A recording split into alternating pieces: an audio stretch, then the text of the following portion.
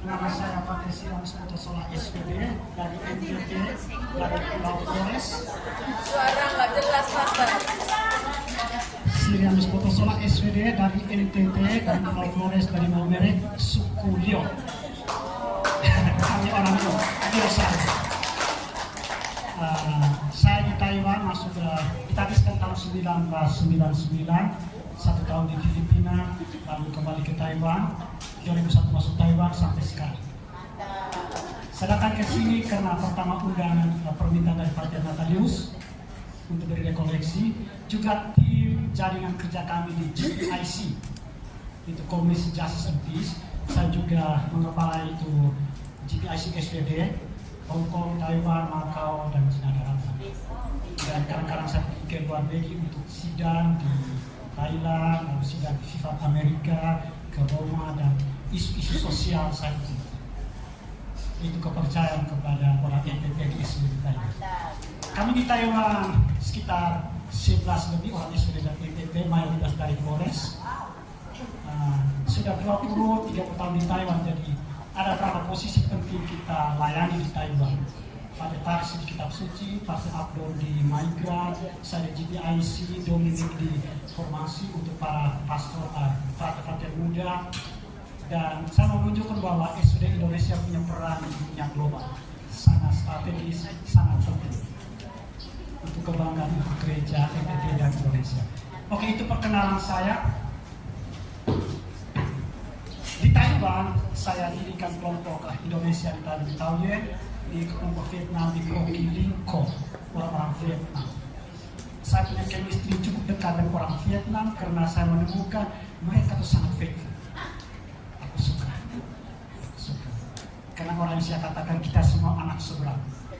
Jadi kita di tanah rantau itu saudara dan saudara. Benar tak? Itu penting sekali. Karena kita saudara dan saudari, maka tema rekoleksi kita itu berbagi kasih. Itu penting sekali.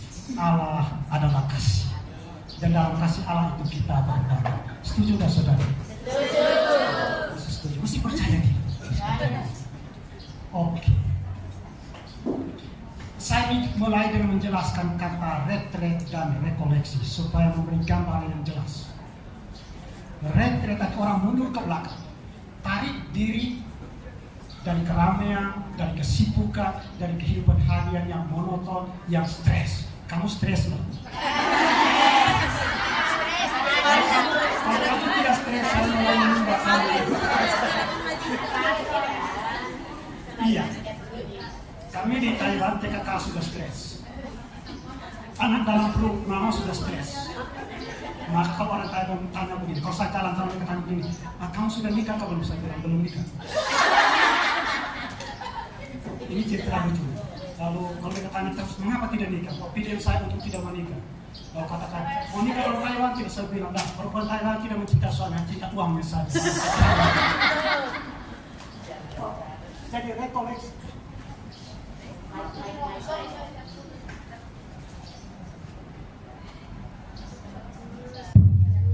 Ya, jadi retret itu artinya orang mundur ke belakang, mundur dari kesibukan, mundur dari gosip. Kalau kita sudah gosip, mundur dari gosip, mundur dari main HP itu Facebook berlebih-lebihan, itu kita masih mundur. Tarik diri. Untuk apa? Untuk menepi. Apa kata menepi? Untuk hening. Ketika kita hening, kita melihat siapa? Melihat diri sendiri. Tidak boleh melihat orang lain. Ya, tidak boleh melihat orang lain. Nanti mata kita bisa rusak melihat orang lain. Jadi orang mundur ke belakang untuk hening, untuk sepi, untuk tenang. Itu kata retret, mundur ke belakang. Tapi rekoleksi artinya mengkoleksi kembali, mengumpulkan kembali. Apa kita kumpulkan? Apa kita kumpulkan? Saya menyebut kekayaan spiritual. Artinya perjumpaan saya dan orang itu sangat pribadi sekali. Dia sharing dengan saya tentang suka duka hidup tanah orang. Dia sharing dengan saya tentang bagaimana kalau dia kirim uang ke Indonesia, suaminya gunakan sebarang uang ke Indonesia. Itu hal-hal seperti itu yang dia sharing kepada saya, bagikan kepada saya.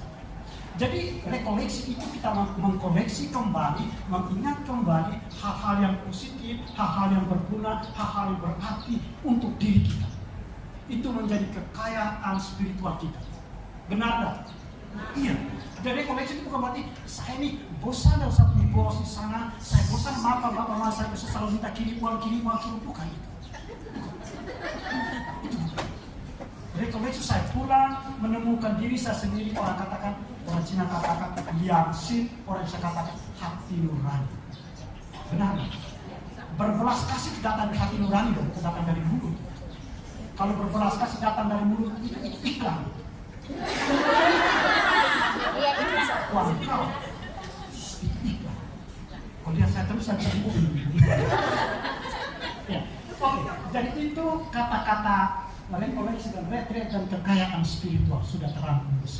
Jadi tiap kali kalau Anda datang rekoleksi, Anda katakan, saya mau menemukan cinta bapak saya, mama saya dari kecil, bagaimana mereka gendong saya, pelari saya, kecukan kening saya, sampai kepada saya, aku cinta kamu. Benar ya? Kamu rindu rumah anda? Rindu. Selain rindu, siapa kamu rindu rumah? Rindu semua, Andi tuh kamu rindu loh. Andi punya juga loh. Kami di Taiwan mereka di Taiwan banyak orang tidak menikah, maka mereka rindu Andi bercium Andi di taman-taman. Kami kalau orang tidak bercium lah. Flores kan. Iya, rumah kan mahal tidak boleh bercium. Oke. Jadi oke, kita ke halaman berikutnya. Oke, ini gambar Bapa yang berbelas kasih anak Cina. Saya katakan Allah merentangkan dua tangan begitu. Selamat datang kamu yang sudah mengembara ke negeri orang, sudah capek, sudah letih, sudah berbeban berat. Sekarang Bapak tunggumu dengan tangan terentang begitu. Benar. Itu Allah berbelas kasih. Allah punya hati itu besar sekali seperti samudera. So tadi Sapadi Djoko Damono dia menulis kasih Allah bagus sekali. Ketika dia studi di Belgium dia menulis begini, antara New dan salju tertunggu rindu samudera. Mengerti puisi itu?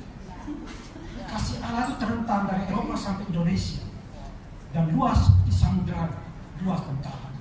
Jadi Bapa selalu menunggu anak untuk pulang. Jangan melanjutkan ketersesatan itu, tapi pulang.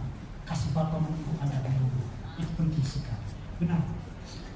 Oke, berikutnya saya mic dulu. Oke.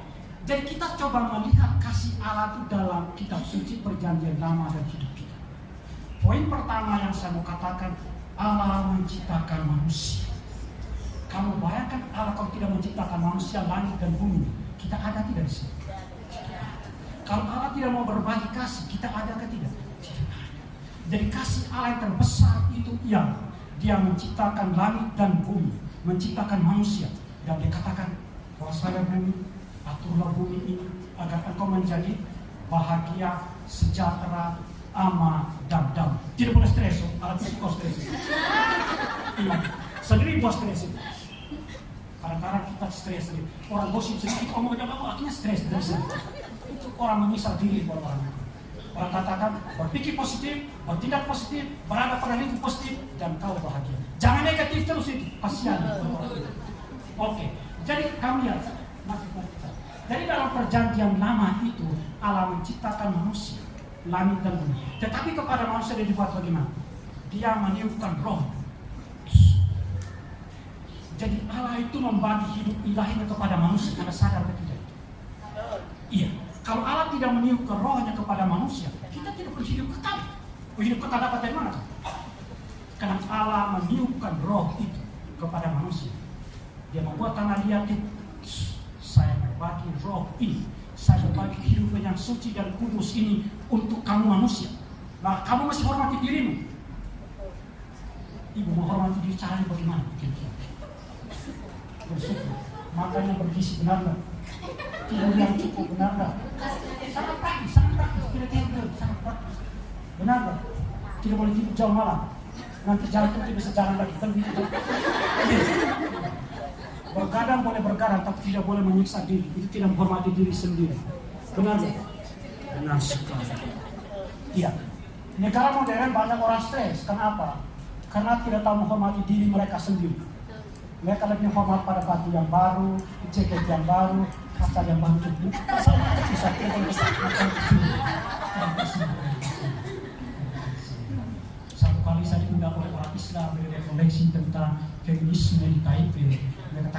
sudah menikah atau belum? Saya bilang belum menikah.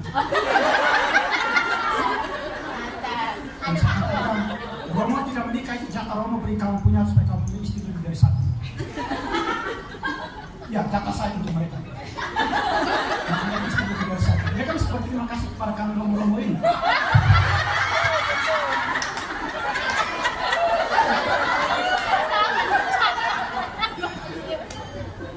Benar nggak? Tapi banyak perempuan di satu tempat megang ngomel. Kalau megang ngomel, mengapa orang baik-baik tadi Romo kami dapat suami yang bengkok-bengkok?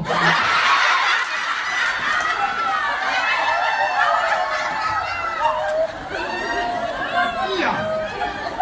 Mau dengar itu? Mau dengar itu? Iya, saya punya pendekat pribadi. Perempuan-perempuan ada mengharapkan menikah ekstrater supaya dapat bibit yang bagus itu.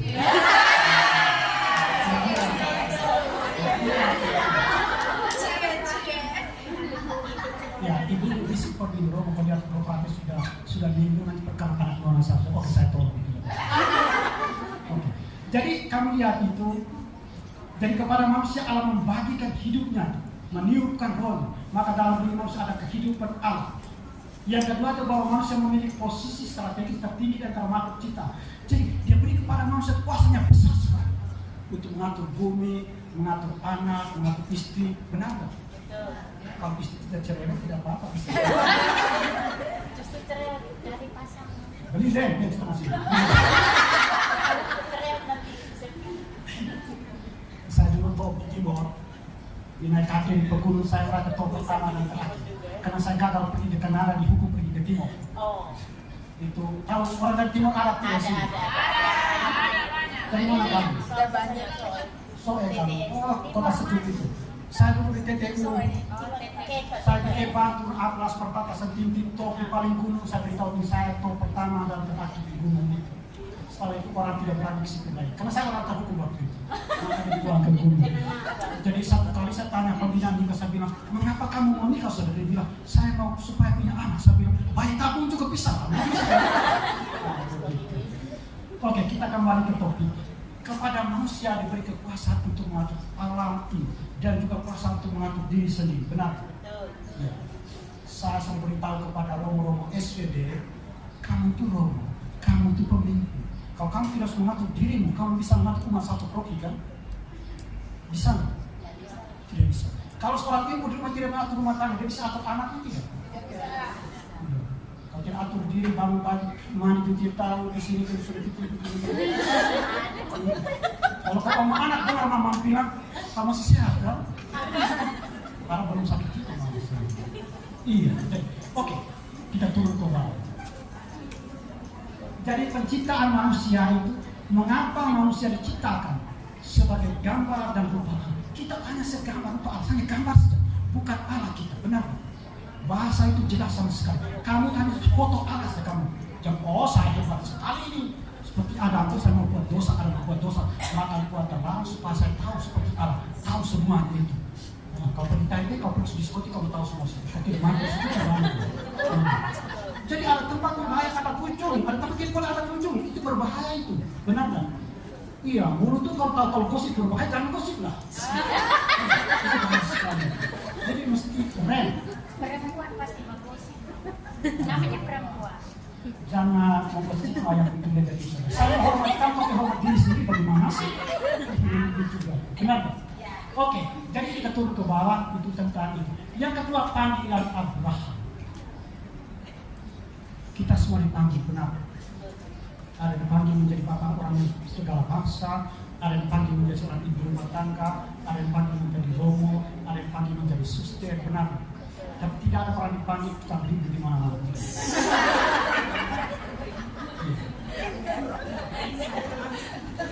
Umat saya di Taiwan, kalau mereka datang saya hidup sekali, saja. Terima atas nama Bapak. Kalau mereka sudah marah, kamu ribut bicara. Ribut di kantor, ribut di rumah, ribut kereta api. Di gereja kamu sedikit lagi ya, belum puas ribut di mana-mana. Jadi kamu bayang kalau sampai ribut di gereja, Tuhan juga pada sakit. Bagaimana? Sakit. Kenapa? Ribut terus kita di gereja. Tuhan kita tuh dekat dengan kita, tidak perlu teriak, pakai Tuhan teriak, dipanggil dia. Kan Tuhan kita kan Bapak tuh, dipanggil Bapak. di samping tidak pakai Tuhan. Kamu bapak dekat dengan kita, tidak jauh-jauh. Jadi kamu lihat panggilan Abraham, dipanggil, diutus dan diberi kepercayaan. Hal terpenting dari Abraham itu apa sih? Menjadi migran. Sadar, Abraham disuruh tinggalkan keluarga, bapak dan mama, pergi ke tanah asing. Kamu pergi ke tanah asing dong? Iya. Kamu migran dong? Iya. Saya juga migran. Kita semua migran. Karena itu kesadar migran itu jangan kita tidak dapat kerja di Indonesia, kita dapat sebagai budak. Itu mungkin dilihat dari perspektif lain. Dari perspektif ekonomi mungkin jadi, dari perspektif politik bisa jadi. Tapi kita melihat dari aspek yang menguntungkan kita, dari perspektif iman kita. Benar? Iya. Jadi menjadi migran itu adalah panggilan Allah menurut definisi kitab suci kita. Yesus juga migran tidak? Tahu nggak malam-malam mamanya bawa dia kemana? Bapak mama bawa dia kemana? Kenapa dia bawa ke sana? Karena dia bunuh dia. Dia masih menyelamatkan diri. Kita datang ke sini kenapa? Mungkin kita cari uang untuk membantu keluarga kita. Benar? Iya. Tapi kadang-kadang saya datang 20 tahun lalu, saya lihat migran Taipei itu bisa beda. Ini orang Filipina, ini orang Vietnam, itu orang Taiwan. Sekarang sampai di Taipei Main Station itu semuanya orang Taiwan. Kau tahu kenapa? Oh, mereka punya pergi ke salon itu, mata mereka bercahaya begitu global. Dan saya bisa bedakan lagi sekarang. Kalau dengan mereka berbisik di taman, bisik gosipnya bisa dengan orang. Kamu tahu, saya ketemu di Taipei pakai celana pendek, baju potong-potong itu tahu saya bilang. Kalau saya bisa bilang, Mbak, boleh tak kita ngobrol seperti ini? Boleh tak? Saya ngobrol sini. Saya tangkap semua. Oke. Jadi panggilan Abraham adalah pergilah ke tanah asing, ke negeri yang saya janjikan kepadamu. Artinya apa? Dia memberi kita harapan. Anda datang ke sini ada harapan ke kita? Paling kurang harapan mendapat uang, benar? Benar. Harapan lain apa lagi? Siapa bisa disebut harapan lain apa selain dapat uang? Sukses konsekuensi dan ada di uang. Logika ini juga. Bisa apa? Berbahasa Mandarin. Iya. Kita tidak bisa masak, jadi bisa masak Cina punya. Oh begitu. Benar, ketika kita berada di tanah asing itu bukan soal uang saja. Ada pengalaman, pergaulan, jaringan internasional, cara melihat hal tertentu dengan cara lain. Benar nggak? Ketika saya berada di komunitas orang-orang sesama muslim, kata begini, kami dulu di Indonesia belum ada uang. Begitu satu kaum kami duduk, terus kami beri makan kan? Sekarang kalau satu kau apa sih? Kau tidak uang, kau makan itu. Kau belum bisa. Kenapa? Dia punya kekuasaan. Dan uang sudah berbicara. Benar. Jadi banyak sekali orang sekarang cerai. Faktornya apa? Kerja pikir saya tidak bergantung pada dengan suami lagi. Saya punya uang sendiri. Saya cerai saya tidak boleh. Kalau tinggal di kampanye nenek begitu tiap bulan sekian untuk kau untuk apa? Kamu bingung-bingung. Nomor bintang dari kamu bukan.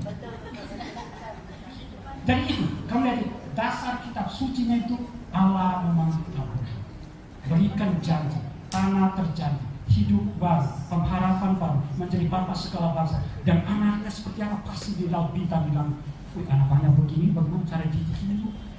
Kan di Taiwan itu 2 orang anaknya susah semua. Karena mahal, TKK itu kan $60,000 setahun di tahun itu Montessori itu saya pergi penelitian itu. Itu banyak sekali. Kalau dirupiahkan itu sekitar 300 juta. Ya, sekitar itu. Kamu tahu, saya orang pendidikan, board member di Kuskupa, di SP juga, lalu saya kuliah di Akisama di Taiwan, namun saya mengerti sekali mengapa orang Cina, Korea, Jepang, Taiwan maju itu, karena dari kecil mereka sudah kerja sangat-sangat efektif. Datang ketika jam 8 pagi, pulang jam berapa? Iya. Saya bayang itu kalau saya pulang NTT, saya lihat gubernur saya kerja mulai begini, saya pas senyum terus gubernur. Iya. Saya cuti di Jakarta, Cina-Cina di kampung itu apa? Kelapa Gading di Jakarta itu. Kalau saya cuti, saya sudah tidur rumah SD, saya suka tidur rumah orang Cina-Cina, bersama belajar hidup mereka. Curi-curi ilmu mereka. Dan saya tidur di situ, lalu keseluruhan ke Jatinegara orang tanya saya begini. Romo bagaimana kehidupan di Taiwan? Saya bilang, Satu anak 3 kali Taiwan jam kerjanya lebih bagus dari kau punya mantri di Jakarta itu. Kalau mau maju-majunya dari mana? Tidak satu indikasi yang menunjukkan kamu bisa maju. Hanya ada indikasi kamu makin hari makin turun kelas satu kali. Maju nesu. Kamu percaya nggak sama maju? Iya. Karena itu letakkan kepada keluarga. Dan panggilan Abraham itu kepada keluarga. Dia tidak pergi sendiri bersama siapa-siapa, budaknya, harta kekayaan, semua pergi bersama. Itu menunjukkan kehidupan keluarga sangat besar. Penting sekali. Yesus dididik dan dibesar di keluarga, bukan di hotel. Benar. Hotel memang mewah, tapi tidak untuk manusia. Kita tamu di hotel. Saya khotbah masa di Taiwan, keluarga sekarang seperti hotel sih. Mereka sibuk kerja di luar, pulang rumah ganti baju, semua tukang bantu yang urus. Maka mereka menjadi suami dan istri yang tunggal. Lengkap kita. Penderitaan sangat sempurna. Oke, poin yang ketiga, panggilan siapa itu? Cinta Tuhan kepada bangsa Israel. Israel itu cerewet sekali. Saya pikir Israel perempuan, banyak perempuan, karena mereka cerewet sekali. Sorry, tersinggung, minta maaf. Jadi kamu saya sebut cerewet orang Israel. Salah satunya sudah ada Allah, tetapi mereka menyembah Allah lain. Itu Allah Baal, Allah dewa kesuburan. Kamu baca. Tapi Allah itu begitu sabar, begitu bijaksana, selalu memanggil, pulang kau, percaya kepada saya, jangan menyembah dewa-dewa lain, jangan mata melirik kanan lirik kiri, cukup ke depan saja. Seperti kau bawa ke jalan tol itu kan begitu toh. Anda pernah bawa ke jalan tol enggak?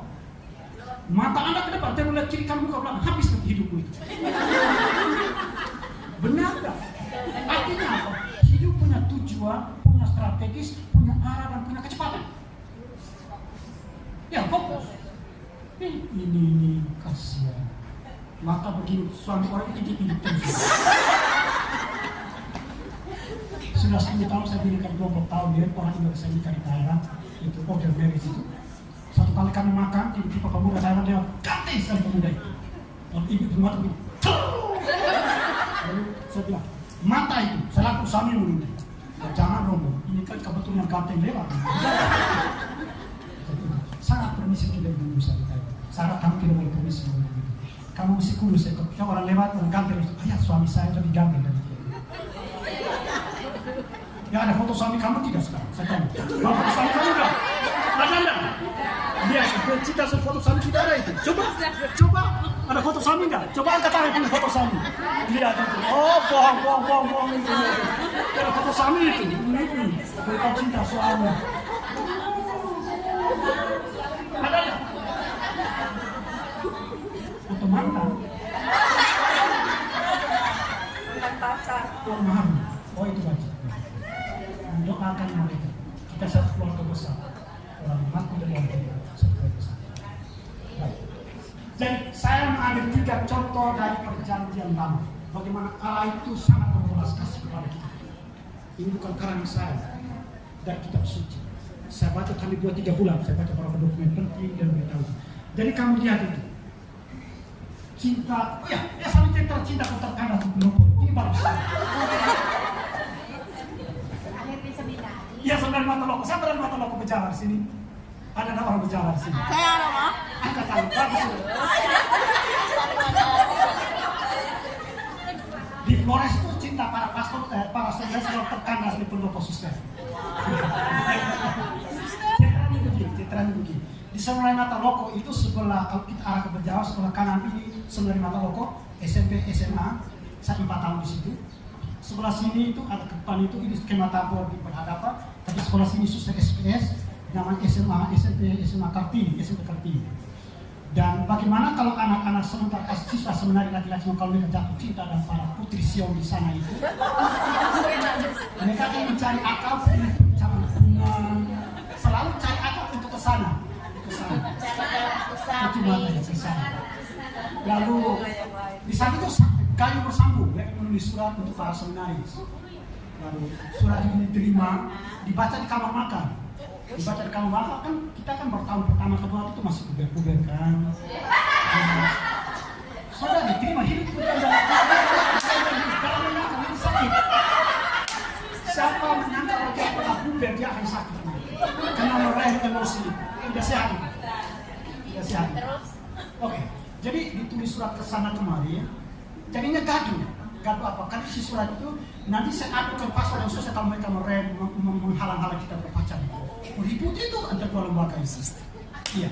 Akhirnya ketua OSIS beri di kamar makan, dia katakan, di kamar makan, saya ada kehilangan satu novel. Semua orang buka makan, novel apa lagi itu? Judulnya Cinta Aku Terkandas di Pendopo Suster.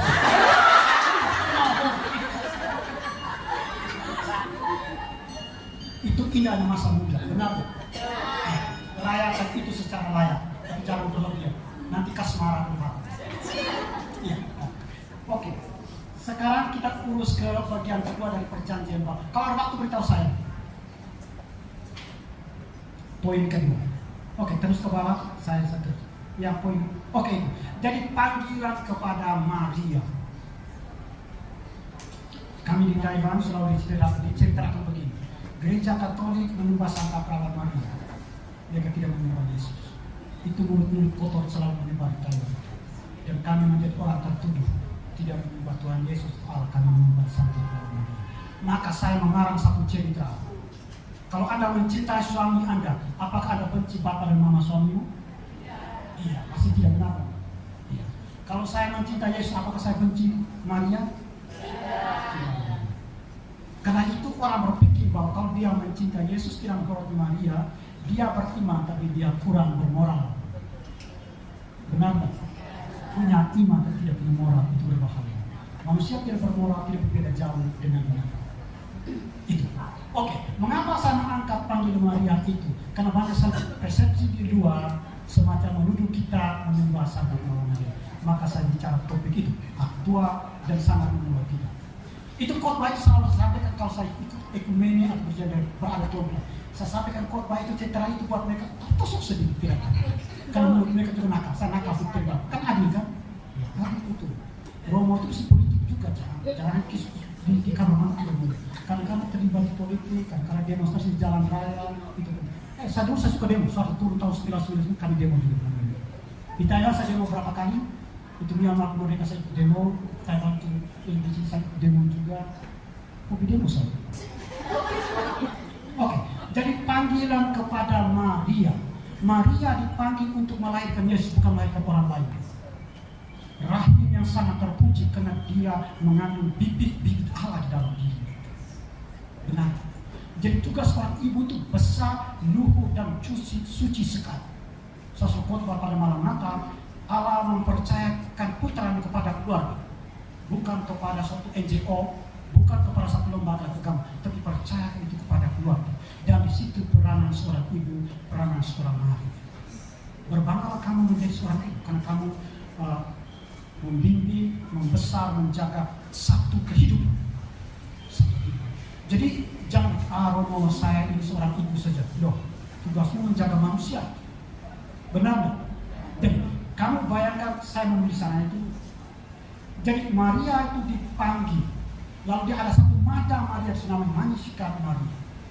Mulai dari sekarang aku disebut yang berbahagia dan rahmatnya turun-turun. Artinya apa? Dibagikan kepada banyak orang rahmat Tuhan itu. Kalau rahmat Tuhan kita dapat, kita sendiri yang makan, kita sendiri lima, tidak berbagi kepada orang lain itu, Tuhan bahagia atau tidak? Tidak bahagia.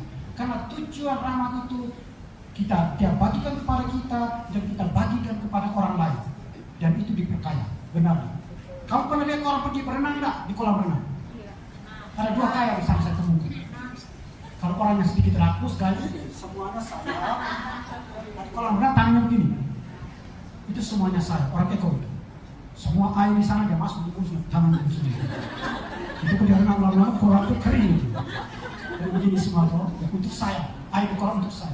Tapi kalau mau berbagi tangannya begini kan? Iya, mari kita berbagi.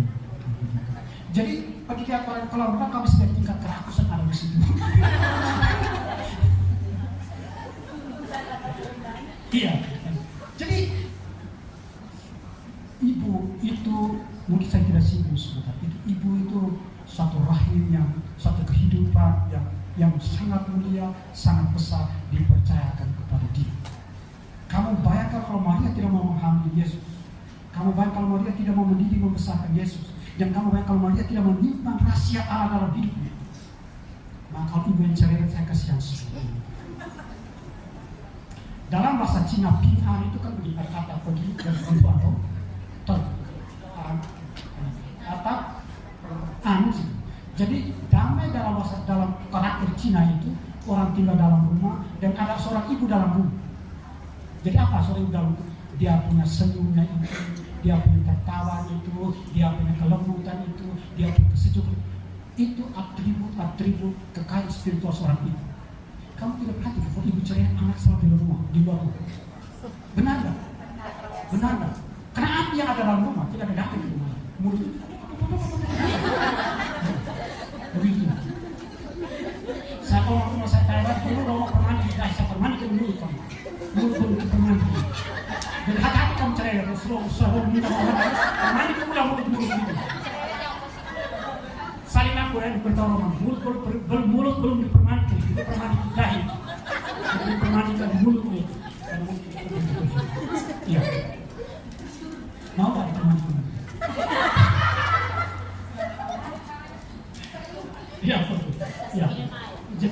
Jadi begitu. Kamu tahu peranan seorang ibu sangat penting. Saya bekerja untuk orang Indonesia di Taiwan, orang Hong Kong di Hong Kong, Taiwan, Cina di Taiwan, orang Vietnam di Taiwan. Saya tahu juga. Dari dulu sampai sekarang saya belum menyesal mengapa saya jadi imam. Karena saya tahu hidup keluarga tidak mudah, benar? Iya. Kamu hidup sendiri sudah ambil keputusan, kau rubah lagi, benar? Bagaimana hidup 2-3 orang dalam rumah kami keputusan, tiba-tiba rubah lagi, stres ya? Iya, stres. Ada orang, ya satu ibu datang bicara pada saya, Romo. Saya dulu dari rumah dari kecil itu, bapak saya peluk saya, saudara saya peluk saya. Wih, setelah nikah suami saya lihat begini saja. Menikah itu bukan gambar. Sedang di keluarga di Surabaya Koleksi Virginia satu family terapi itu, saya pulang ke Thailand. Saya pikir itu sudah damai. Pagi-pagi jam 5 telepon di Surabaya. Romo, sama saja saya pagi ini begini semua matanya. Saya bilang, maunya saya bantu dia tutup mata di sini. Mana sih? Iya. Jadi saya beritahu kembali kepada kamu, kita ngomong sama-sama, kesana kemari, tapi kalau ibu tidak punya hati di rumah, ibu tidak disiplin dulu, disiplin bicara, disiplin tingkah laku, disiplin gaya hidupnya, itu dia mewariskan satu generasi ke depan yang sangat sulit, sangat berbeda. Saya damping keluarga, satu keluarga, kakek nenek cerai, bapak mama cerai, dia juga cerai. Kenapa? Luka batin di situ. Luka batin di situ. Jadi jangan melukai generasi muda kita di rumah. Jangan melukai anak-anak kita di rumah.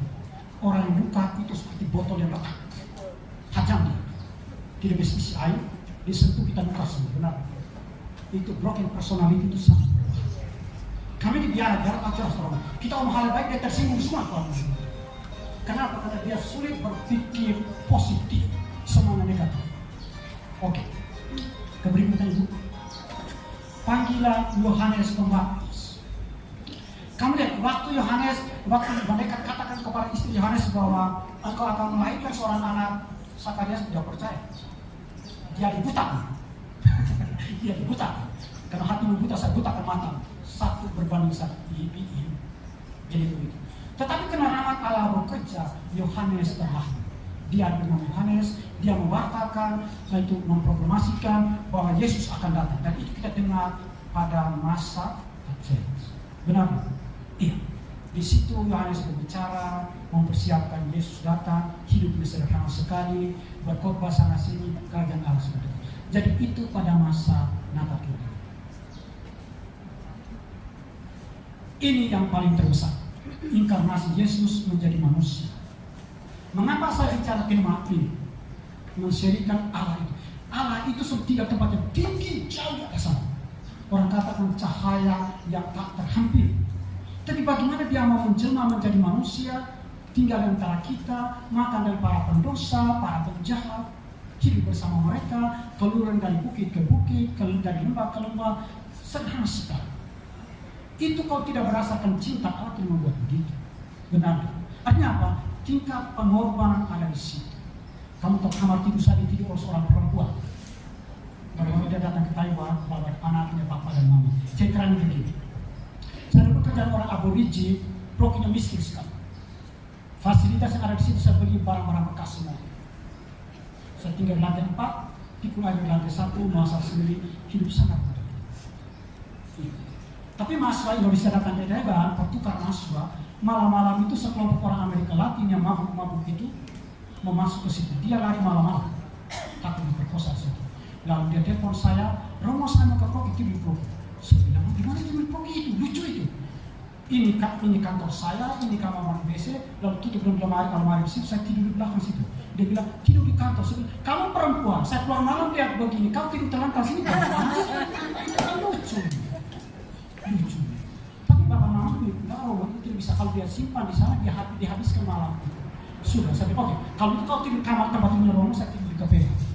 Malam saya tidur di KPH. Dan baru-baru mereka datang berterima kasih kepada saya, karena saya menyelamatkan anak mereka. Oke, ini kita cerita kepada panggilan Allah yang sangat praktis. Allah bekerja dengan cara-cara sangat manusia, benar? Kamu jangan tuh, nanti saya turun Yesus datang dari surga, dia buka lagi dari satu surga. Weh, kau dengar, sama ngomong pada kamu di situ. Tidak, karena gosip temanmu itu juga karena sangat berarti. Dengarkan dulu.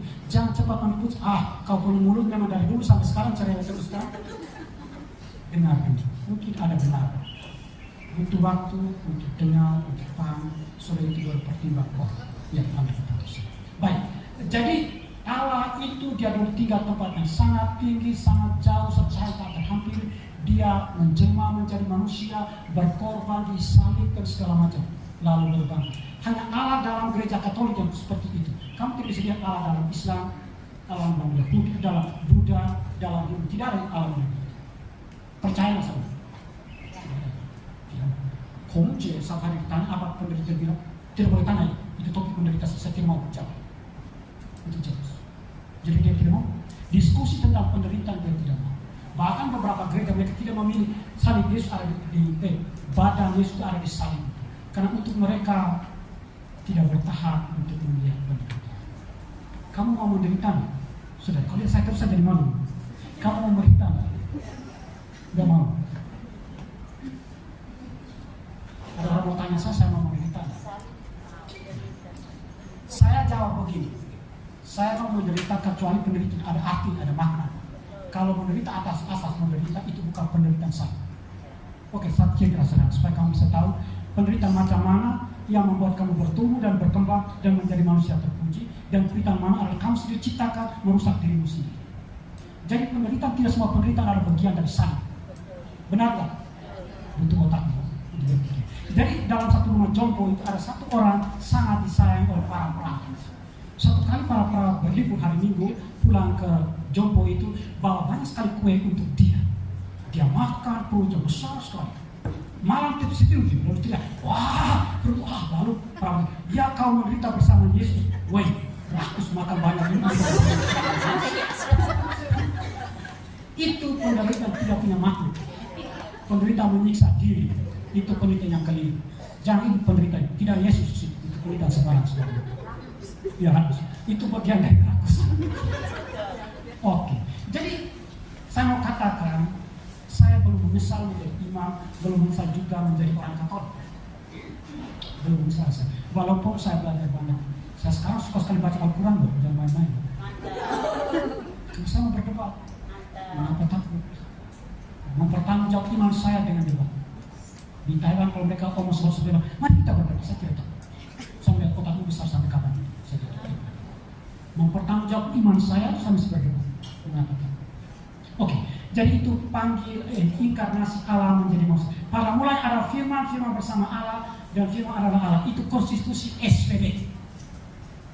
Ini perkenalan SPB. SPB kami ada 6.500, kerja di 77 negara, 1.500 lebih dari Indonesia. Kan itu kalau kau kemana-mana pasti ketemu SPB. Enak sekali.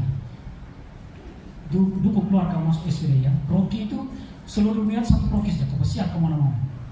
Kamu tahu ada hal yang sangat menarik saya petik dari jasa SPB. Steve Mary bekerja di Jepang, sangat terkenal dosen di sana S3, dia kakak kelas yang 1 tahun. Tiba-tiba orang Jepang datang ke Jai, peluk-peluk saya di prokes itu. Saya lihat begini, ini perempuan dari mana ini? Peluk-peluk saya. Gugup sekali itu, orangnya cantik sekali. Tapi saya tanya, kau dari mana? Kau tuh siapa? Kan tidak enak kok. Rasa kemanusiaan, saya diam saja. Saya bawa dia ke gereja, lalu kami makan, saya tanya begini, kok ibu berasal dari mana? Oh, saya dari Jepang. Kenal saya dari mana? Oh, dari Romoste. Lalu bagaimana? Romoste bilang, oh itu saya adik kelas Taiwan, dia orang bagus. Kok bisa peluk dia, tidak apa-apa itu. Maka dia peluk. Jadi setiap dia bekerja, saya Lumayan enggak. Dan segi psikologis bisa kita butuh juga. Itu kebahagiaan. Ya, itu sharing kebaikan Kak Steve itu. Benar, kami SBD itu enak sekali. Itu orang dari Polandia datang ke provinsi saya, masuk kantor saya, masuk dapur, saya bilang, ini anak dari mana lagi? Enggak, orang Polandia, orang Indonesia di Polandia itu baik sekali. Kan mereka konsep orang Indonesia itu baik sekali. Maka kami sih jaga juga nama Indonesia, oh. Jangan ikut ganggu sebarang-sebarang, jangan gosip dong. Itu malu kan? Benar nggak? Kita jaga orang Katolik, kita jaga orang Indonesia, kita hidup dalam keberanian, dalam satu negara multicultural di sini. Jadi pergi ke rumah orang itu, tahu aturan orang, jangan bawa aturan kita dari Indonesia, nanti rese semua. Benar nggak? Iya. 2001 saya masuk Taiwan, itu bodohnya minta maaf. Pergi beli barang, mesti barang di supermarket sudah tertulis, tidak boleh beli tinggi. Kita tahu bahasa Mandarin kalau macam mana. Kita bertukar order. Oke, ibu kita nanti di perjanjian baru sudah selesai. Ini rahmat Allah di tengah dunia. Ini kisah yang bagus sekali. Saya tidak menceritakan Allah dalam perjanjian lama, perjanjian baru, tapi ada di tengah dunia. Kamu jangan lihat situ, saya terangkan kembali, kan semua ada di kepala saya. Kamu tahu mengapa saya botak? Enggak. Bukan. Kurang tidur. Jadi saya pulang ke Jakarta, jadi kecil katanya begini, mau kena rambut makin kurang. Saya bilang, iya, rambut saya pindah ke perpustakaan, buku dari perpustakaan pindah ke sini. Adil dong. Ya, adil. Jadi beritahu anak Nona jangan baca buku terlalu banyak, nanti dia botak dia tidak dapat suami. Jangan suruh anak Nona baca terlalu banyak, nanti botak. Saya menceritakan 3 kisah anak yatim, anak piatu. Anak piatu adalah anak yang sudah kehilangan mama. Oke, dengan baik-baik ini kisah ada di tengah masyarakat, hasil observasi saya pribadi, hasil pengamatan saya di Taiwan, di Indonesia, di Kamboja, saya pernah ke Kamboja 1 minggu di sana, lalu ke Korea, beberapa negara Asia. Saya membuat satu ringkas dan cerita itu untuk melihat Allah bekerja pada orang yang kecil, sederhana, orang pinggir, orang kampung. Oke, ada 3 anak yatim. Yang pertama dia punya pendidikannya tidak tamat SD, kelas 5 SD. Tetapi karena dia dari kecil hidup dengan neneknya, selalu kerja keras, dia bangun pagi, pindahkan dia punya ternak, pergi kebun dan sebagainya. Ketika dia usia sekitar 20 sebagai laki-laki, banyak perempuan di kampung itu mau menikah dengan dia. Karena dia laki-laki berkelas. Tetapi dia sangat memilih, dia sangat hati-hati. Dalam kebudayaan itu, kalau seorang laki-laki berkelas bermutu, perempuan mereka tidak akan jual mahal. Mereka istilah kami satu, lari ikut saja. Maksudnya lari ke rumah keluarga laki-laki itu supaya menikah di situ. Kenapa? Kan dia lihat laki-laki tak jual mahal. Laki-laki berkelas pasti jual mahal. Di mana? Ya, jadi. Ya. Jadi setelah dia nikah itu, karena dia orang berkelas, dia pindah ke satu kecamatan, lalu dia punya rumah, dia punya kios, dia punya mobil, dan anaknya punya. Jadi itu menceritakan bagaimana orang itu dari kecil menderita, tetapi dia karena kerja keras, rahmat Allah bekerja di situ, dia menjadi orang baik. Itu anak piatu yang pertama. Anak piatu yang kedua, dia tamat kuliah sarjana filsafat. Hidup dia itu beda juga. Dia juga dibesarkan oleh kakek dan nenek, lalu dia bersekolah. Setelah dia tamat SMP, dia tidak melanjutkan SMA. Kenapa? Karena dana tidak cukup. Dia masih kerja sebagai petani 1 tahun. Setelah tamat SMA, dia tidak bisa lanjut ke kuliah juga. Dia masih pergi ke Batam. Siapa pernah ke Batam? Iya. Dia kerja di Batam 3 tahun. Lalu kembali ke Flores, studi S.P. Talledalaro, dan ambil sarjana filsafat. Di dia menjadi orang baik di kampung, menjadi kepala sekolah di satu SMP di situ, punya rumah, punya mobil, punya usaha dan lain sebagainya. Itu cerita anak piatu yang kedua. Cerita anak piatu yang ketiga adalah dia dari kecil di rumah itu dia anak sulung, bapaknya punya kambing, punya kuda, punya babi, punya ayam, punya kambing besar sekali, dan dia tuh kerja bangun pagi jam 5.30 sudah bangun. Belajar itu hanya jam 8 malam baru punya waktu. Pagi pergi sekolah, pulang sekolah tugas utamanya 2, ambil air dan cari kayu api. Itu keluarga petani. Ya. Dan dia sekolah sampai S2 di luar negeri. Dan dia menjadi orang sangat dihormati. Baik sama saudara terkasih, mengapa saya menceritakan anak yatim piatu seperti ini? Yang saya kisahkan ini mungkin dalam bentuk fisik, tetapi saya tidak mengisahkan satu situasi di mana engkau hidup sebagai anak yatim atau yatim piatu. Anak yatim piatu itu, kamu bayangkan kau bergantung pada siapa? Ketika kau hadap penderita, kau lihat bapak tidak ada, mama tidak ada, kau bergantung pada siapa? Itu mirip seperti keberadaan kita di luar negeri. Benar. Ketika kau menderita, kau berharap pada siapa? Tuhan saja. Mungkin teman-teman. Tapi kalau bisa kata, mama kau datang bantu masak pagi dulu mama, saya dulu lupa masak ini. Tidak bisa. Atau kakak datang bantu, saya ada utang sini nih, HP beli 2 memang ini. Nah, banyak orang punya HP 2 sekali. Satu untuk Indonesia, satu sembunyi-sembunyi. Oh saya tidak omong itu banyak. Ya, satu tidak cukup, mesti 2 belum cukup. Jadi saya katakan di saudara, kita itu selain migrant, kita hidup di luar negeri, kita sebagai anak piatu. Jadi mesti tahu berjuang dari mana ke mana. Kami di sana SSW juga sama, datang ke Taiwan itu disuruh sapu di halaman, ya sapu saja tidak apa. Setelah sapu selesai, oke masuk ke TKK, masuk ke kantor, mulai urus ke uang, urus koordinator. Nah, kau berhasil pergi kecil diberi pergi besar. Pergi besar melihat bos bapusku pagi, nanti Rongsel kita butuh orang di board member, butuh TKK Taiwan ini, kau masuk di board member itu. Nah, sudah member. Jadi datang ke Taiwan itu ibarat anak yatim piatu. Datang ke anak yatim piatu. Kau mesti bekerja keras, kau mesti berjuang, kau mesti mencari jalan sekian rupa, menemukan di mana rahmat Allah itu ada, belas kasih Allah itu ada, baru kau bisa bertumbuh dan berkembang. Saya pulang kampung, saya katakan begini kepada orang saya di Florida. Saya bilang, orang di Thailand itu mata untuk uang, hidung untuk uang, telinga untuk uang, mulut untuk uang, kaki untuk uang, semuanya untuk uang. Mereka tahu uang ada di mana. Karena itu mereka mesti berenang, bekerja, mencari uang untuk hidup.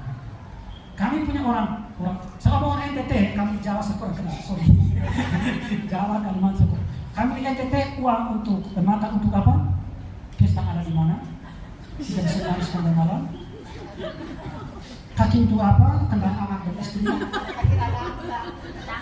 Siapa dulu saya selesai. Tangan untuk apa? Untuk tampar. Kalau memang istri cerai. Telinga untuk apa? Untuk dengar gosip. Mata untuk apa? Lihat judi ada di mana. Judi ada di mana.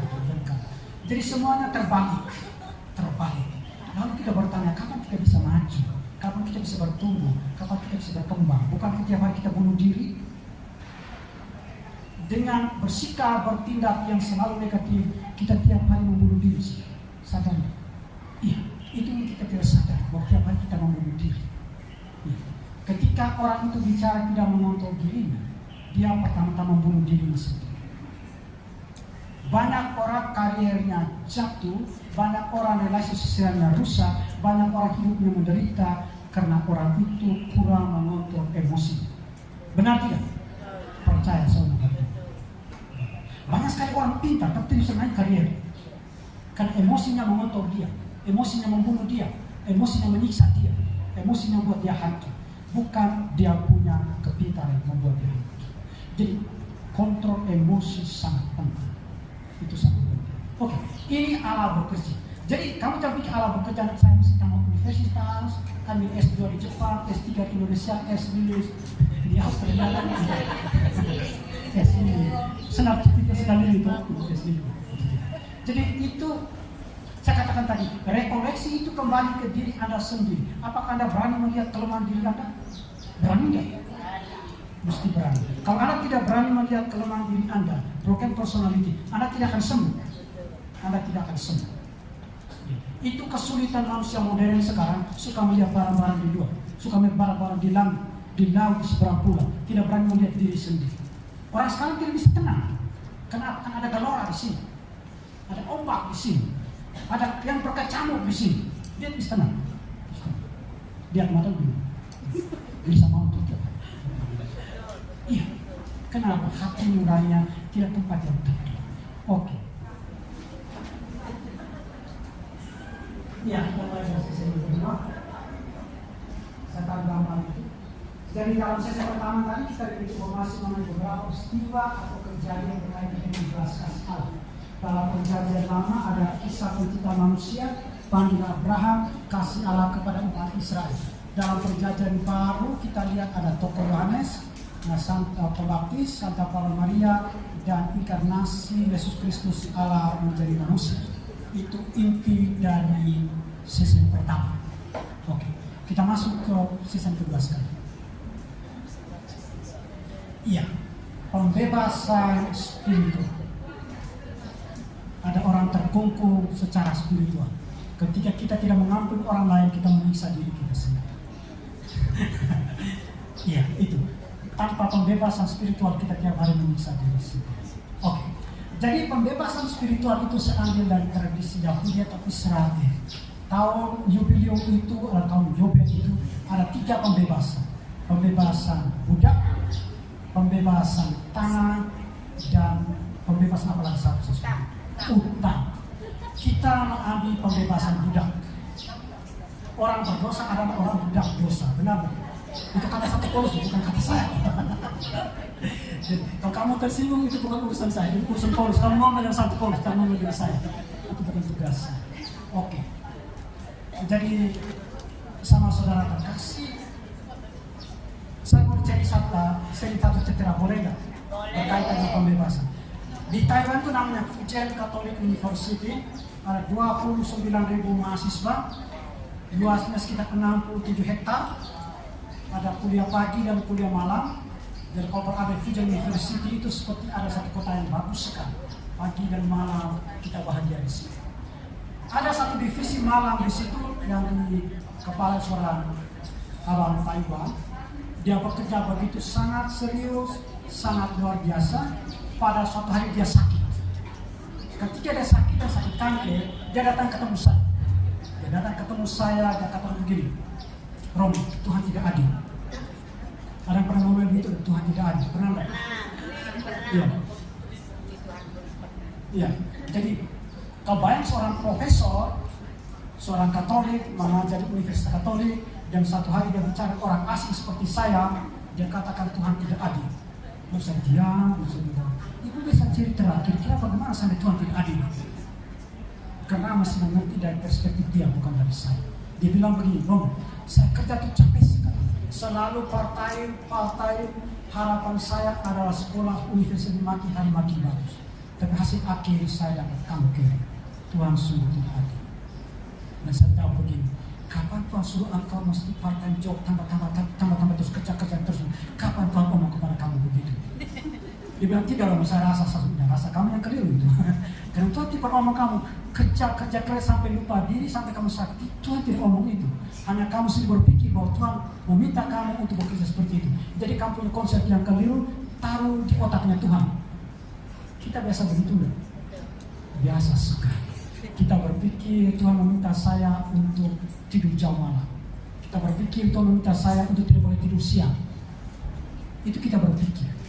Saya sendiri di Taiwan sangat jelas ini. Hari Selasa sampai hari kerja saya. Hari Senin umat tidak boleh telepon saya. Kecuali sakit umat boleh telepon saya. Punya panggung hidup. Karena itu hari libur saya. Saya minta umat hormati saya. Karena saya datang sini bukan buka uang cari uang. Saya datang sini sebagai romo. Hidup apa ada sudah cukup. Saya tidak butuh jaket baru, tiap 3 bulan ganti jaket baru, tiap 4 bulan ganti HP baru. Tidak, itu bukan tujuan hidup saya. Saya cukup hidup data-data sudah cukup. Saya sudah mau 24 atau 5 tahun di Taiwan, itu sulit beli jaket, beli sepatu, semua umat beli saja. Itu kecap, hasilnya mereka bawa dari Surabaya, dari Denpasar, mereka tidur di Denpasar. Kaos kaki mereka dari Hong Kong. Kamu tahu orang Hong Kong lari ke Taiwan, di Marsudi tinggal di sana, di Gulu. Jadi mereka datang ke sini, bawa mereka punya kaos kaki untuk saya, baju untuk saya. Jadi imam itu enak.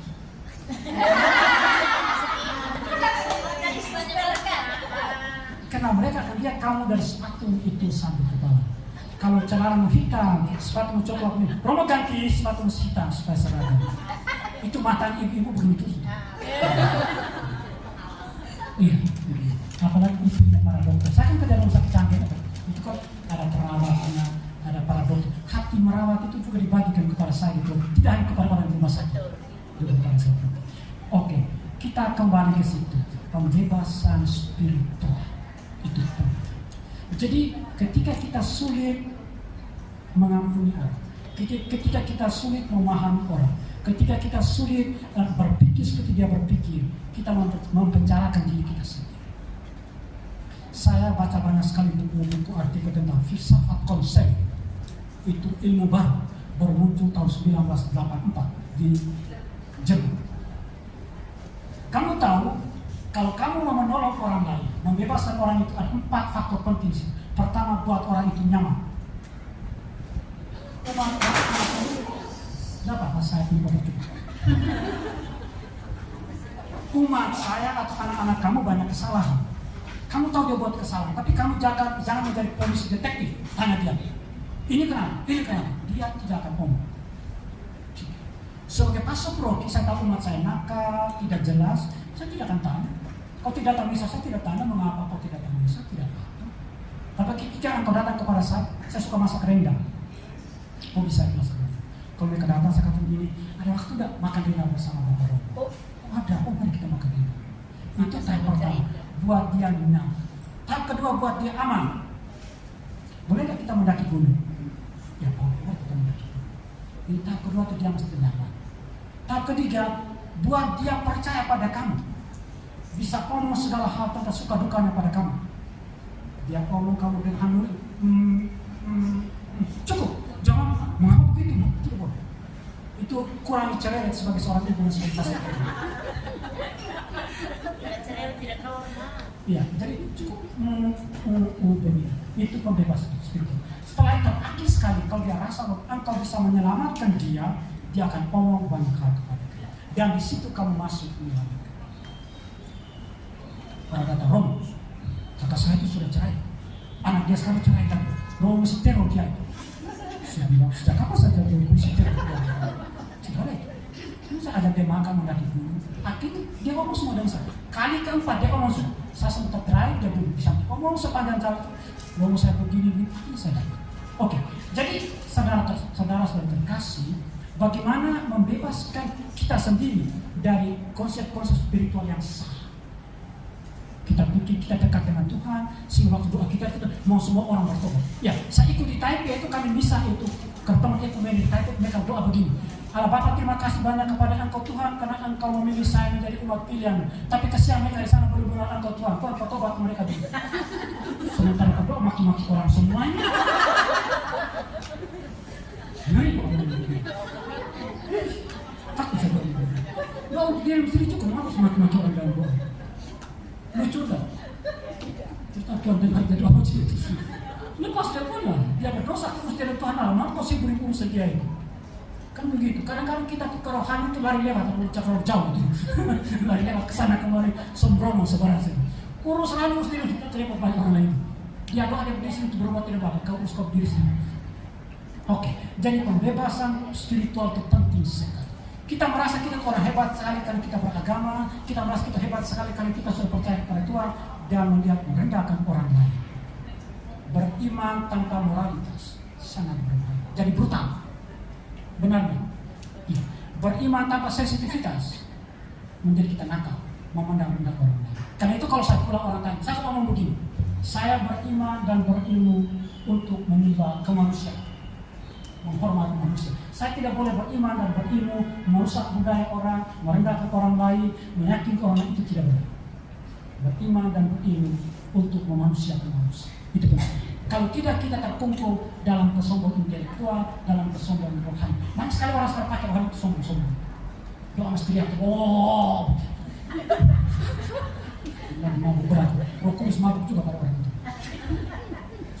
Satu kali ikut doa itu, kan mereka tolak-tolak kita, saya pasang kaki begini kan. Kalau tolak saya tekan begitu, tidak berhasil itu. Lalu, kamu kenal maaf dong? Oh, kami tukar nakal kan. Itu atau kaki pasang itu.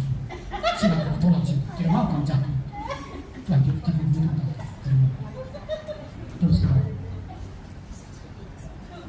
Jadi ada 3 pembebasan tadi itu. Oke, mengapa orang terkungkung? Kamu saya ceritakan kembali tadi itu. Godaan itu sangat besar. Adam dan Hawa seumur tadi. Mereka mau sama dengan Allah. Mereka mau orang lain menyembah mereka. Dan mereka mau itu, mereka menjadi seperti orang Farisi itu. Berada di mana-mana, mereka duduk tempat paling depan, di jalan raya teriak begitu, tunduk sana sini, orang beriman dan orang beragama. Mesti tunjukkan dia punya iman itu menjadi satu drama. Orang suka sekali. Sekarang ada satu penyakit baru sekarang. Tahu penyakit sekarang? Orang jalan ke gereja, tapi satu kali datang gereja, foto semua dari ujung itu. Ini pengamat saya, semua itu terjadi di Hong Kong.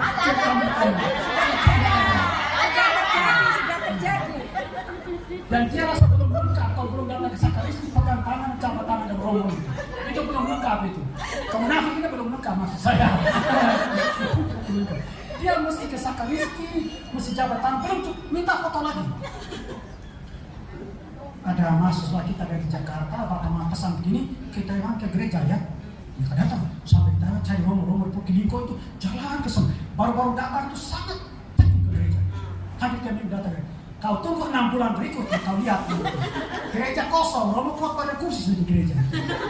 Karena mereka sudah kursi semua. Tidak jadi manusia. Oke, jadi cerita-cerita yang, oh ya, kami punya rekoleksi satu di tahun itu tahun lalu begini. Temanya begini, tadi saya omong Talius, bagaimana menjaga dan merawat kehidupan imanmu di tanah asing. Itu mesti dibuat rekoleksi. Teknik-teknik macam mana, cara-cara macam mana kau buat supaya imanmu di sini tidak luntur. Itu penting. Bagaimana menjaga, merawat kehidupan imanmu di tanah asing. Penting sekali. Maka kelompok ini penting sekali. Oke. Dari untuk ke bawah ibu bisa baca ini bahasa Inggris, siapa bisa baca?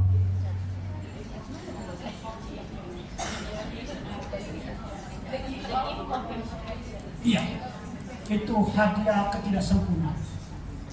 Jadi ketidaksempurnaan itu hadiah Allah untuk kita.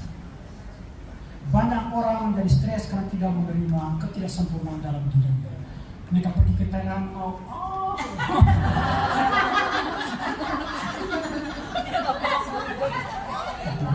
Baru rencana karena saya ngomong.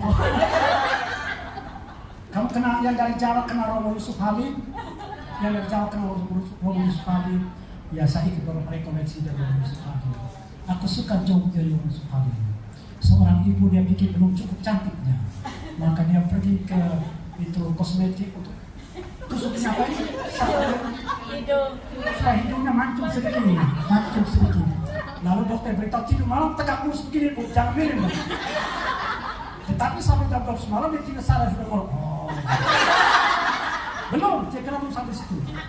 Bangun pagi hidungnya bengkok begini. Lalu dia tidak sadar hidungnya sudah bengkok. Bangun pagi kau makan dia bilang, Bapak selamat pagi, Bapak bilang. Bengkok hidung itu. Makanya asli itu jaga rawat, yang asli itu jaga rawat. Yang palsu-palsu itu dipamerkan itu. Yang asli dirawat, yang palsu itu memang menarik tetapi tidak bertahan. Tersiksa kau nanti. Biar beta hitam, beta jadi rebutan. Saya hitam putih menjadi putih. Iya, kan ada lagunya toh. Lagu saya nyanyi di Plaza Jatinegara. Teman saya pergi Polandia, dia hitam lebih hitam dari saya. Karena mau beli Pauluti, kami turun di Plaza Jatinegara. Perempuan Jawa bilang, Mas, putih sedikit Mas. Dia kosong begini, kosong teman saya di tangan, saya berdiri begini, tegak terus. Dia lihat saya bilang, mau putih tidak Mas? Saya bilang, mau saya. Dia bilang, mau tidak putih? Saya bilang, saya nyanyi satu lagu untuk ongkos. Ya beta hitam beta jadi rebut. Ya kita manis sebenarnya. Kita manis sebenarnya itu. Iya, kalau putih kan kurang pigmen. Kalau hitam kelebihan dibakar Tuhan. Orang coklat itu enak di tengah-tengah itu. Perhatikan, matang kami tidak anus dibakar, kami tidak terlalu cepat kami berfokus dibakar. Kita netral. Berbahagia orang kita manis ya. Kita kembali ke the gift of imperfection. Jadi banyak orang menjadi stres karena mereka tidak menerima kekurangan mereka. Mereka menghidupkan suatu kehidupan dengan pola hidup orang lain. Ketika orang berjalan jika mereka mau jika, ternyata aku sudah tua.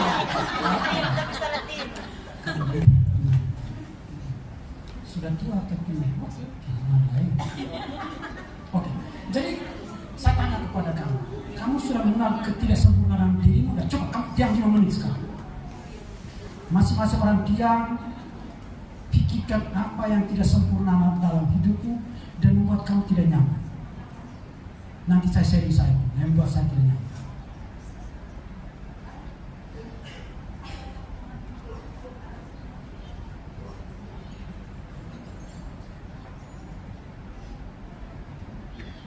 Oke, saya sharing saya dulu. Nanti kamu sharing teman kamu, terserah kamu. Saya dari kecil, bapak saya itu kepala suku di Floresa. Kami orang Melayu karena tanah suku. Bapak saya bangun pagi, orang di kampung itu panggang di tungku api itu, kena dingin. Dan bapak saya kami tidak pernah panggang, tidak panggang pagi di tungku api. Kami selalu bekerja. Ya. Saya dari kecil dulu selalu kerja dengan bapak saya. Bapak saya beli kuda, babi, kambing di gunung, jual kembali di kota. Beli kemiri, saya ikut dari bapak saya dari kecil, jual barang pasar di Bali. Saya sebenarnya mata loko masih jual pasar itu, jual kemiri, jual kambing. Dari kecil saya sudah. Lalu saking bapak di rumah itu uang recehan itu disimpan di jendela, di lantai segala tercecer di sana. Saya tidak pernah sentuh uang bapak saya. Tidak. Karena itu ada 2 hal dalam hidup saya. Kalau saya lihat orang malas itu saya paling tidak suka. Kenapa? Karena saya dari kecil tidak malas. Dan kalau lihat orang tipu dan mencuri uang orang lain itu saya pasti tidak suka. Itu 2 kelemahan saya. Saya pasti ambil lihat. Saya pernah marah orang pasar Poland dia dicaki itu. Sekarang orang Poland sangat benci saya. Ceritanya begini. Waktu mau ditabiskan seorang imam dari Vietnam yang kerja di bumi saya, pagi-pagi sapu bersih halaman gereja. Tiba-tiba angin tiup, daun cemara jatuh, kita sudah berkumpul, saya sapu bersih. Orang Poland tangan gitu, sapu ini, sapu ini, sudah sapu ini. Sudah kotor tidak mau sapu, perintah saya lagi, sudah jauhkan dalam bahasa sini. Kau pergi dari sini, jangan di sini perintah saya. Nanti saya bisa stres, saya bisa gabung kau di sini. Ya.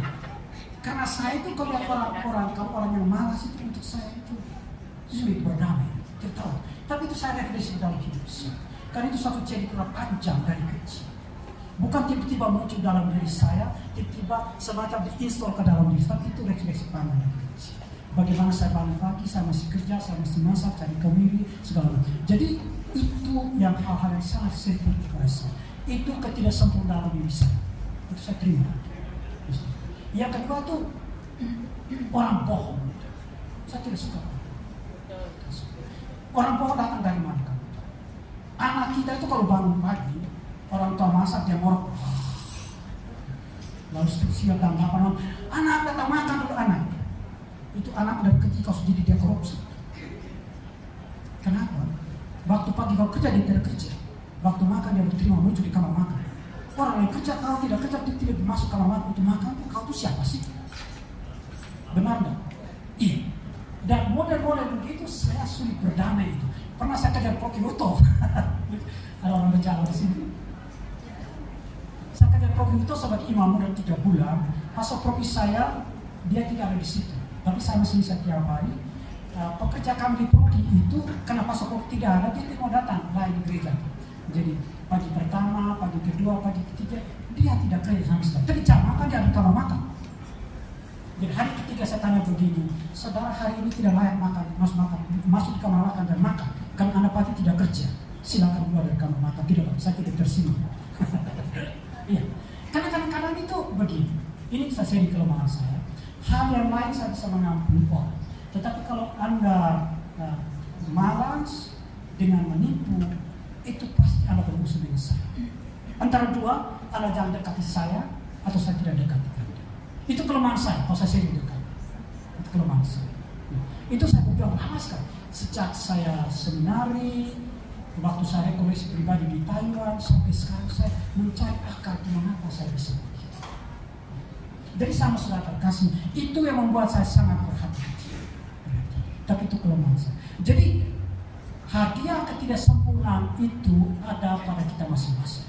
Menjadi soal kalau Anda tidak menemukan itu, akarnya dari mana, bagaimana Anda mengatas itu menjadi bumerang untuk kita sendiri. Kan itu tiba-tiba dia muncul, tiba-tiba dia tidak muncul, tiba-tiba dia itu sensitif sekali, tiba-tiba dia kabur air.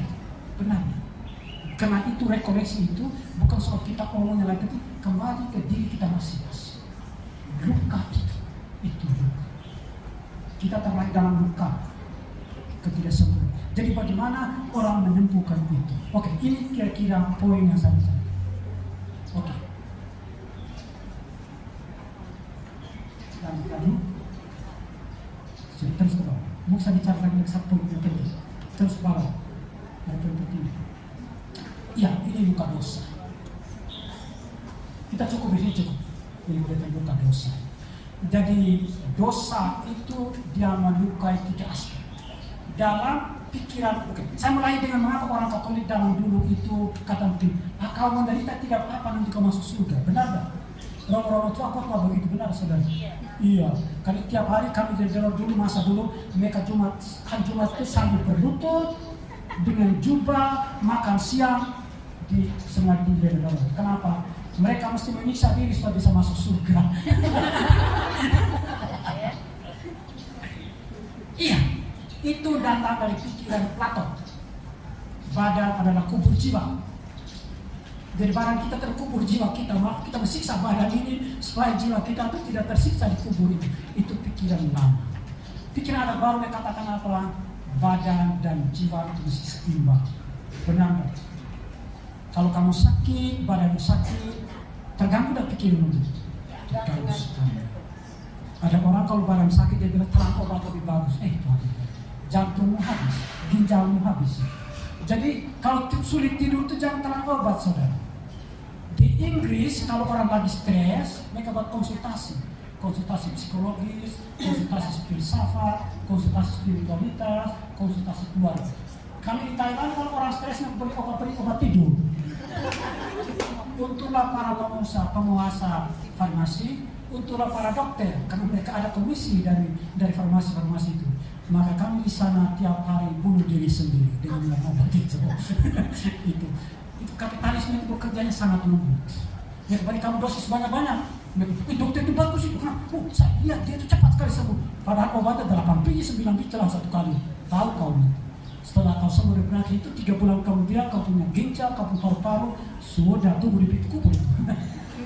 Oke. Jadi luka batin, luka dosa itu besar sekali. Sekarang orang katakan apa? Saya tulis bahasa Inggris, body, mind, and spirit.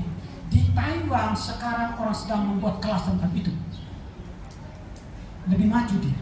Jadi kalau kita spiritualitas, kita punya pikiran. Saya buat huruf kecil di sini saudara. Karena itu perkembangan teologi dan psikologi. Body, mind, and spirit. Dulu itu body dan mind saja. Itu perkembangan psikologi modern. Saya suka membaca positif psikologi. Menjadi ibu itu mesti baca psikologi, ibu. Ini belum ibu. Berapa? Santai. Ya, seorang ibu kalau tidak baca psikologi perkembangan, saya tidak mengerti lagi bicara bagaimana dengan anak itu. Dia mesti baca psikologi perkembangan. 0 sampai 6 tahun bicara apa, 6 sampai 12 tahun bicara apa, 12 tahun sampai 20 tahun bicara apa itu. Tidak boleh kau beri kau anak usia 12 tahun bilang, weh, nanti kau beri seminar di sana. Oke, kita kembali ke luka dosa. Jadi luka dosa itu pertama sekali relasi kita dengan Tuhan terputus tidak? Terputus. Relasi kita dengan sesama terputus tidak? Terputus. Relasi dengan dirimu sendiri terputus tidak? Terputus tidak? Orang kalau bersalah bisa tidur dengan nyenyak tidak? Iya, dia tidur kepalanya begitu. Itu seperti nyamuk itu di kepalanya atau helikopter itu. Jadi dosa punya efek besar sekali. di Taiwan, kadang-kadang saya bicara dengan beberapa orang di LSM. Saya dulu mengajar bahasa Indonesia untuk para tentara dan polisi di Taiwan. Karena kadang-kadang mereka buta sekali ditangkap para migran dan tidak menurut saya. Saya baru tahu mengajar bahasa Indonesia supaya jangan terbuka saya orang-orang tentara. Saya mengajar bahasa Indonesia. Jadi efek dosa itu adalah luka. Luka itu membuat kita putus hubungan dengan Tuhan, dengan sesama, dengan diri kita sendiri. Besar sekali.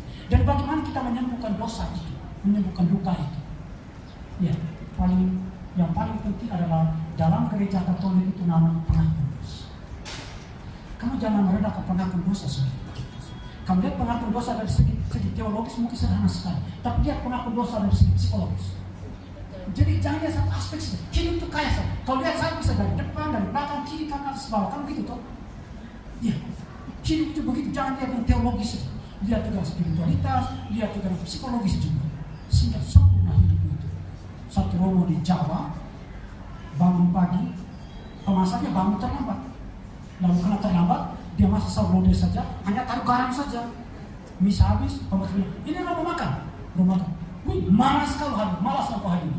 Kenapa masak itu bawang merah tidak ada, bawang putih tidak ada, segala macam hanya garam saja.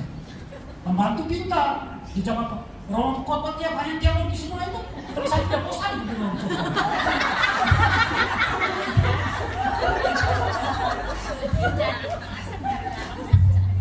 benar, kan para romo begitu, kata 7 orang dengar kami ternyata itu sendiri tidak roba diri. Minta orang dengar tidak. Oke, saya katakan sekali lagi, ketika Anda pergi ke tempat pengakuan, sampah dalam diri Anda tak ada muntahkan keluar, benar. Anda secara psikologis ada pembebas. Anda sebentar dalam mobil, mabuk berat. Kalau Anda tidak muntah, hati bagaimana rasa? Pernah mabuk mobil enggak? Bisa. Ya, kalau tahan muntah bagaimana? Gila enggak? Ini mau terbongkar semuanya. Dan terbongkar itu tidak langsung benar tersisa. Maka masih dimuntahkan. Benar enggak? Itu katarsis dalam istilah psikologis itu. Masih dimuntahkan. Iya. Tapi muntah kepada siapa? Kepada siapa kalau memuntah? Kepada siapa? Kepada romo lah, kalau muntah kepada lagi. Muntah kepada suami tetangga. Repot kau. Iya. Ya sekarang kan ada ini alumni itu. Kalau om reuni mereka bilang, Bapak saya pergi reuni dengan teman lama Bapak. Itu memori lama kami itu masih hangat sekarang, masih kembali 17 tahun Bapak ini. Perlu tahu, Bapak jalan 17 tahun ini. Oke, jadi pengakuan penting sekali. Datanglah ke tempat pengakuan, bicara dengan romo sebelum Tuhan itu, bicara dengan tenang, aman dan damai. Sudah tahu cara pengakuan terbaik sekarang? Saya ajak umat saya ada 4 poin penting. Kamu jangan datang sama romo 7 perintah Allah poin sekian bisa buat dia. Kamu tidak apa lagi itu? Pusing dan saya tidak tahu apa kamu. Saya itu pening.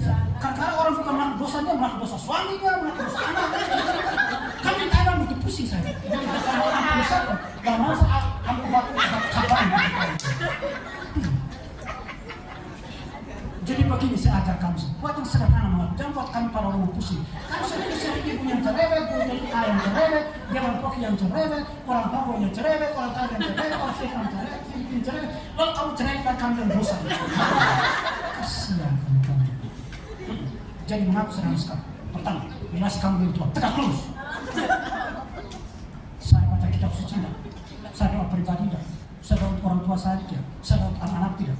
Itu relasi kamu dengan Tuhan. Benar tak? Saling pun begitu, terus ke bawah. Horizontal, relasi saya dengan sesama. Saya di Hongkong cerewet ketiga, tapi orang-orang saya di sini. Suka hibur kan tidak di sini, berkelahi kan tidak di sini, gosip kan tidak di sini. Benar tak? Sangat praktis itu, benar tak? Iya, itu relasi kamu dengan sesama. Saya doakan bapak saya kecil. Ada orang belum sampai sekarang belum ampuni bapak mamanya. Teman saya sampai di Jerman, sampai masuk ke Jerman, tidak mau SLD supaya jangan ikutkan benci bapaknya.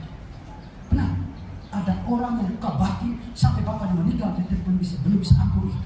Dan dia seorang pastor. Dia dapat dalamnya luka itu. Ibu jangan kaget, itu manusia. Baru dia uskus sekali, perkara itu luka itu karena itu bukan soal uskus, tapi soal dalamnya luka batin itu.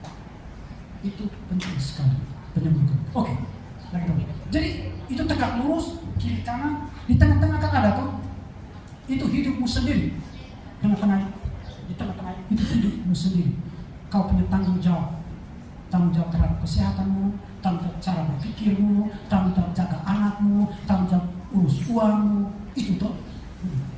Banyak orang sekarang mulai berjudi online. Uangnya harus fader. Memang iskan. Kenapa? Gambling fader. God bless you.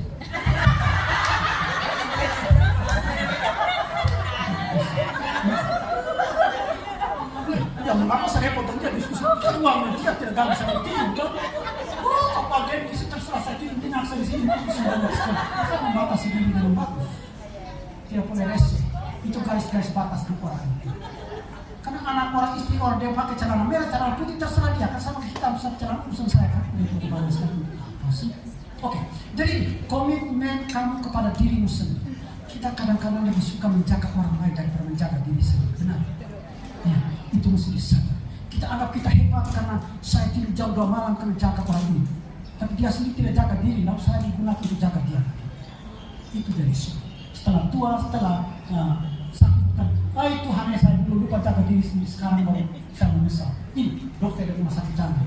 Ketika dia mau mati, saya kunjungi rumah, dia bilang, Romo minta maaf, saya dulu tidak ke gereja, tidak jaga diri sini. Sekarang saya sakit rumah, Romo berkata, oke, saya berkata lagi tidak ada. Ya, kalau dia mencinta uang, mencinta kerjaan, terakhir boleh salah. Saya tidak kesehatan di sana. Matamu yang melotot uang pasien ada di mana?